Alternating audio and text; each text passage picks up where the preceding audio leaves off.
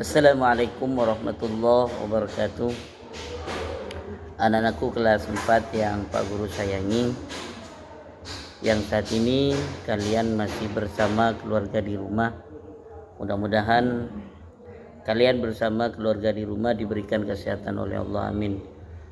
Dan mari kita mulai pembelajaran hari ini Bahasa Indonesia, tepatnya pada tema 7 subtema 3. Pada pertemuan yang lalu, ya di tema 7 ini, subtema 1 dan subtema 2, kita sudah belajar tentang kalimat pokok atau ide pokok. Untuk memahami kalimat pokok atau ide pokok, maka kita harus memahami apa yang kita baca. Untuk memahami paragraf yang kita baca, maka kita harus memahami setiap kalimat, memahami setiap kata.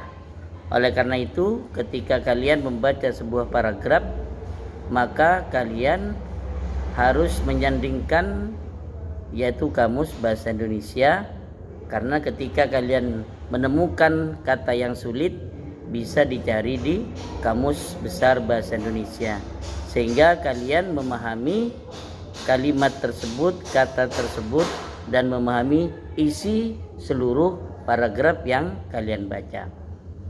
Adapun tujuan pembelajaran yang kita harapkan dari pembelajaran pada hari ini, yaitu Pak Guru berharap mudah-mudahan kalian bisa mencari informasi dari apa yang kalian baca. Untuk mengetahui informasi dari apa yang kalian baca, maka kalian harus memahami isi dari paragraf yang kalian baca. Untuk memahami isi paragraf yang kalian baca, maka kalian harus membaca paragraf tersebut dengan berulang-ulang, dipahami setiap kalimat ya, dan setiap kata dipahami. Dan kalau tidak dipahami satu kata, maka kalian dapat mencari di Kamus Besar Bahasa Indonesia. Nah, oleh karena itu mari kita mulai pembelajaran hari ini. Kita bahas satu persatu bagaimana caranya agar kita bisa memahami, mendapat informasi dari paragraf yang kita baca. Kita lihat paragraf berikut. Untuk menjaga persatuan dan kesatuan, kita harus saling menghormati perbedaan. Kita pun harus yakin perbedaan tidak mengganggu persatuan dan kesatuan bangsa, karena kita semua adalah bangsa Indonesia. Perbedaan yang dimiliki bangsa Indonesia adalah anugerah Tuhan. Perbedaan tidak perlu dihapuskan, dibenci atau dikhawatirkan. Justru perbedaan-perbedaan itu harus dipelihara dan dilestarikan. Tulislah pokok pikiran pada paragraf di atas, yaitu untuk menjaga persatuan dan kesatuan kita harus saling menghormati perbedaan. Nomor 2, apakah arti kata anugerah? Nah, ini bisa dicari di kamus, yaitu anugerah artinya karunia dari Tuhan. Selanjutnya halaman 76, untuk mendapatkan informasi dari suatu bacaan, kita harus memahami isi teks dengan baik. Selanjutnya perhatikan teks berikut. Menghias dinding rumah merupakan hal penting agar penghuni bisa tinggal dengan nyaman. Ada banyak cara untuk mendekorasi dinding rumah agar tampak lebih menawan. Salah satunya dengan membuat pajangan foto mozaik. Foto mozaik terlihat unik untuk pajangan di ruang tamu. Susunan foto-foto yang membentuk wajah dengan penataan yang menarik membuat ruangan menjadi semakin indah. Informasi apa yang kamu dapat dari teks berikut di atas? Yaitu kita perlu menghias dinding agar penghuni rumah bisa tinggal dengan nyaman. Perhatikan teks berikut. Tepat pukul 6:30 pagi, para petani di perkebunan teh berangkat ke kebun. Alat tani dan bekal tak lupa mereka bawa. Para petani teh ini biasanya berangkat secara berkelompok. Satu kelompok terdiri atas 10-20 orang, tergantung luas kebun tehnya. Setiap kelompok dipimpin oleh seorang mandor. Selain mengawasi petani, mandor juga bertugas menentukan kebun yang akan dipanen. Pertanyaannya, para petani teh biasanya berangkat secara kelompok. Arti kata mandor adalah yaitu pengawas pekerjaan karyawan. Kemudian selanjutnya teks berikut, salah satu peternak burung puyuh yang cukup sukses di Desa Sumber Makmur bernama Wawan. Wawan menjelaskan semua burung puyuhnya mampu menghasilkan telur. Telur burung puyuh dijual dengan harga Rp300.000 tiap butirnya. Kendala yang dihadapi Wawan ialah harga jual yang tidak stabil karena harga dipermainkan oleh para tengkulak. Pertanyaannya, apa yang kamu ketahui tentang burung puyuh? Burung puyuh adalah sekumpulan unggas daratan yang kecil namun gemuk, biasanya makan biji-bijian. Kemudian nomor berikutnya, berdasarkan teks di atas, apa pengertian tengkulak? Tengkulak itu pedagang perantara, yaitu membeli hasil bumi.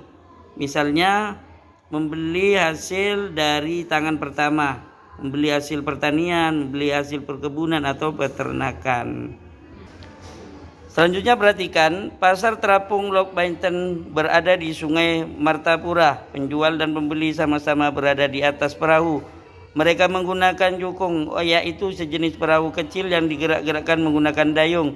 Pokok pikiran pada teks tersebut adalah pasar terapung Lok Bainten berada di Sungai Martapura. Selanjutnya, Ibu Sunarti mulai merintis usaha sembako dan warung makan sejak 10 tahun yang lalu.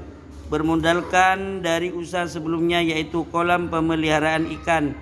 Ibu Sunarti awalnya memiliki tempat usaha yang sangat sederhana, yaitu menggunakan gerobak untuk berjual di depan rumahnya. Seiring berjalannya waktu dan melihat potensi usahanya yang cukup maju, Ibu Sunarti membangun ruko untuk usaha kios sembakonya beserta warung. Apakah jenis kegiatan ekonomi yang dilakukan oleh Ibu Sunarti? Yaitu pedagang yang menjual sembako. Apakah pengertian ruko? Berdasarkan bacaan tersebut, ruko adalah tempat usaha dan tempat tinggal, biasanya untuk lantai 1 tempat usaha atau tempat toko, dan lantai 2 biasanya digunakan untuk tempat tinggal. Selanjutnya kita baca teks berikut. Tidak hanya bagi masyarakatnya saja, warga kampung toleransi juga ingin memberikan yang terbaik bagi wisatawan. Harapan mereka adalah kampung toleransi dapat menjadi contoh baik bagi kerukunan umat beragama di Indonesia, serta dapat pula dicontoh oleh daerah-daerah lain. Pertanyaannya adalah, harapan dengan adanya kampung toleransi adalah menjadi contoh baik bagi kerukunan umat beragama di Indonesia.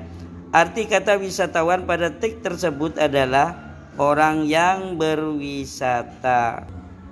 Selanjutnya perhatikan teks berikut. Di kampung toleransi, masyarakatnya hidup berdampingan meski berbeda suku dan kepercayaan.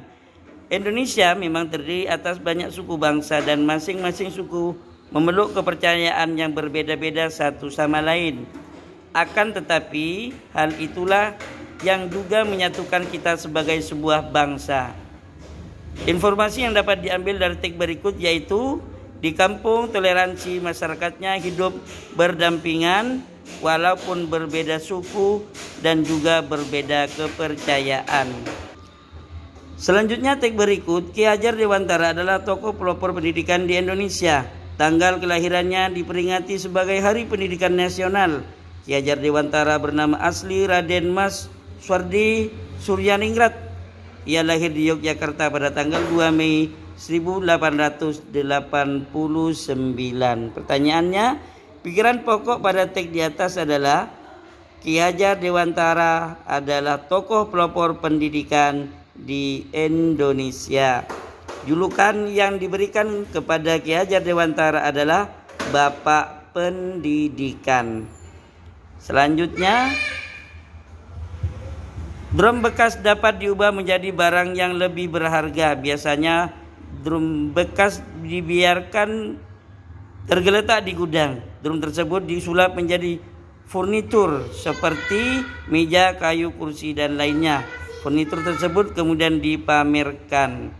Pertanyaannya, di nomor berapakah letak kalimat utama paragraf tersebut? Yaitu pada kalimat pertama. Drum bekas dapat diubah menjadi barang yang lebih berharga. Nah, apa arti kata furniture? Yaitu mebel.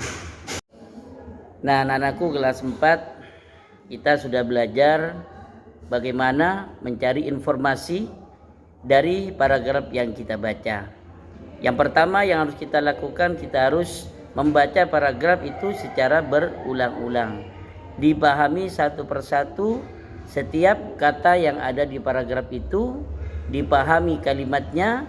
Kalau belum memahami, maka buka Kamus Besar Bahasa Indonesia. Setelah kalian memahami, baru akan kalian memahami di mana letak kalimat utama dan kalimat penjelasnya.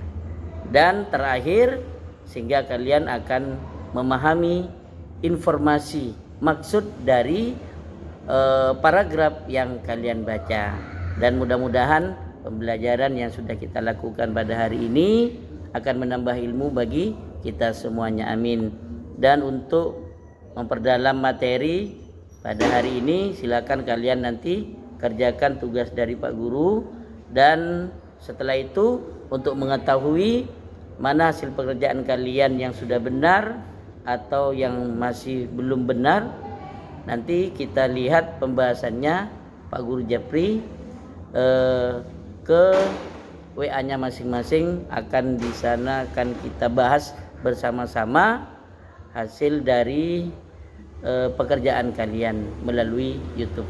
Dari Pak Guru akhiri dengan alhamdulillahirabbil alamin. Wallahul muwaffiq ila aqwamit thoriq. Wassalamualaikum warahmatullahi